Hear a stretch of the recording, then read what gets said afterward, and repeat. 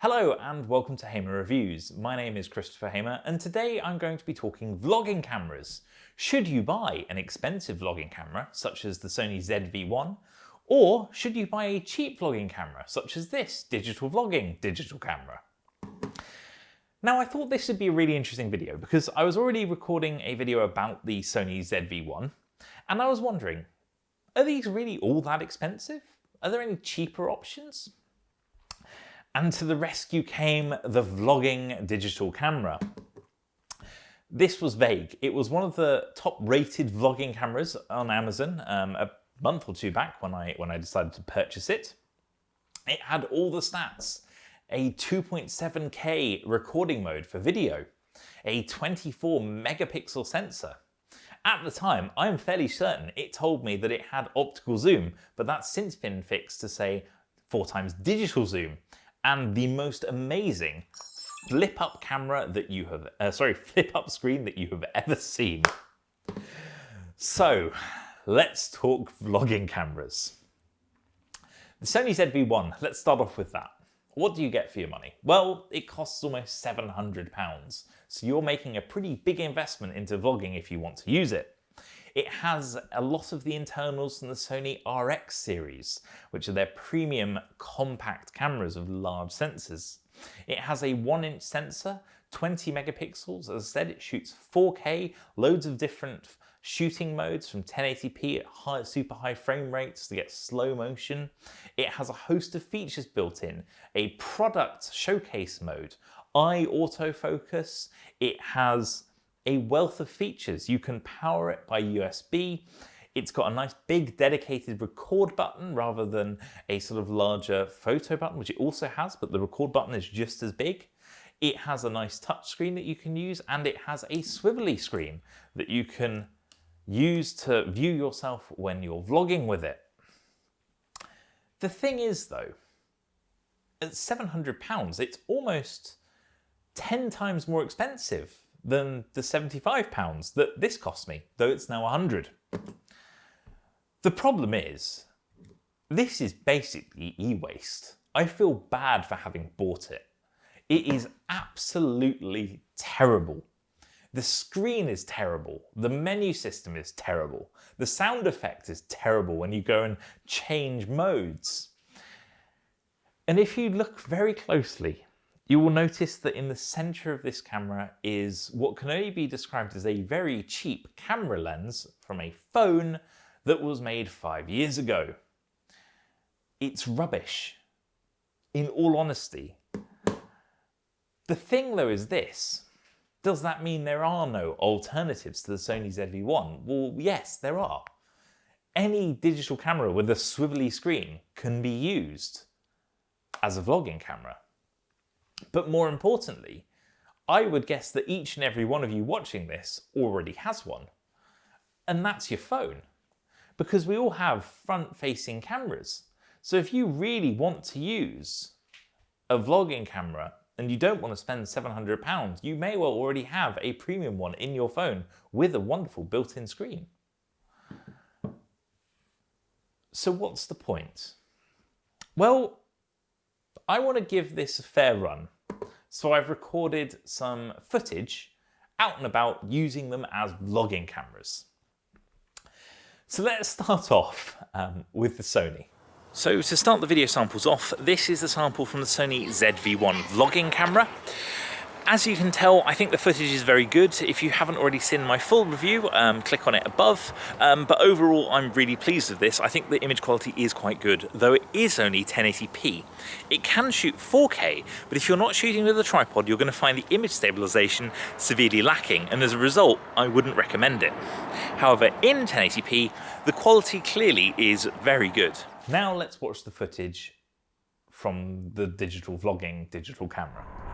The Sony ZV-1 costs £700. So what is a camera that costs just 75, so 10 times almost, less than the Sony, going to be like? Well, I think the answer is pretty self-evident. Not fantastic. I had a look at this camera in detail when I first got it, and it's essentially just an old cheap phone camera built into the body of an old school compact style camera. the result isn't great. I have to say I'm pretty disappointed in the image quality. I've actually stopped this down to 1080p versus the 2.7K Ultra HD that it's capable of, but even then I think the footage isn't great. However, this is what it's like. If you pay £75 for a vlogging style camera, this is what you're going to get. I think we'll head back to the studio now to discuss this in a little more detail. So what can I say? It's genuinely utterly rubbish and unusable. You're so much better off using your phone. Please, please, please don't waste your money on these unbranded, full of absolute crap claims vlogging cameras, video cameras that are on Amazon. They're really, really rubbish. They don't work well.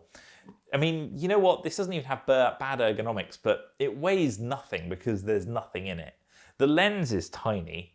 It's just generally unusable. I think even kids would be disappointed because any sort of phone that they've used is going to look better. So buying this kind of camera is simply a waste of money. But this isn't to say you should buy the ZV-1 either. I think the ZV-1 has its place, and it certainly has a lot of people that rave about it online. My issue with it is that it's A, so expensive, but B, actually quite complex to use. And if you aren't going to spend a long time learning about the menu system, immersing yourself in the community that uses these, that share some amazing tips on how to make the best out of them, I'm not sure that this is going to be great for the vast majority of people. You can get some cool accessories of this, for instance, a Bluetooth enabled little stand like this one. This isn't the one I'm talking about, but it has a sort of button on it so you can activate the camera and you can zoom, etc. But the thing is that actually, for most people, this is kind of overkill. If, however, you do use one, you probably won't be disappointed if you are prepared to put in the time. One thing I didn't mention was the lens on this camera. It's actually a 24 to 70mm lens, which isn't as wide as you'd think, which means you actually have to hold it quite far away in order to get your whole face in. So that's something worth bearing in mind. It's something I noticed when I was out vlogging with it. Though it is really nice quality and it's variable aperture, but 24mm, it's 1.8, and despite it being a smaller sized lens, you still got a decent amount of background defocus and some bokeh. So overall, I think that's a good thing. I do think there's some great technology in here. The sound quality is fantastic, for instance. But you just need to think about whether this is going to be something you use on a regular basis, or whether you A, want to move to a larger mirrorless camera, whether that be Sony or Nikon or Panasonic or Canon, or whether you just want to use your mobile phone. For most people, their phone is going to be their main device to vlog on. And I think that's fine. I think dedicated vlogging cameras have their place for those that are very integrated into doing it and do it a lot, but for the vast majority of people, the phone is fine. What I would personally recommend is to invest in a good microphone and some lighting, which will probably get you better results with your phone than it would if you used this without good lighting. Though it does have very good built-in sound, so I can't say that the sound would be any better. So overall, should you spend money? Well, yes, if the option is between these two, buy the more expensive one because the cheaper one is unusable. However, think about whether you already have a device such as a mirrorless camera that might work better, or indeed whether you can just use your mobile phone versus something like the Sony ZV-1, because although it is a very capable vlogging camera, it might not be the best value. Thank you very much for watching. I hope you found this useful. If you have any questions about either of these two cameras, pop them in the comment section below. If you enjoyed this video, give it a thumbs up. If you haven't already, please do subscribe, as it really helps the channel. And as ever, thank you very much for watching, and I hope to see you again next time. Goodbye.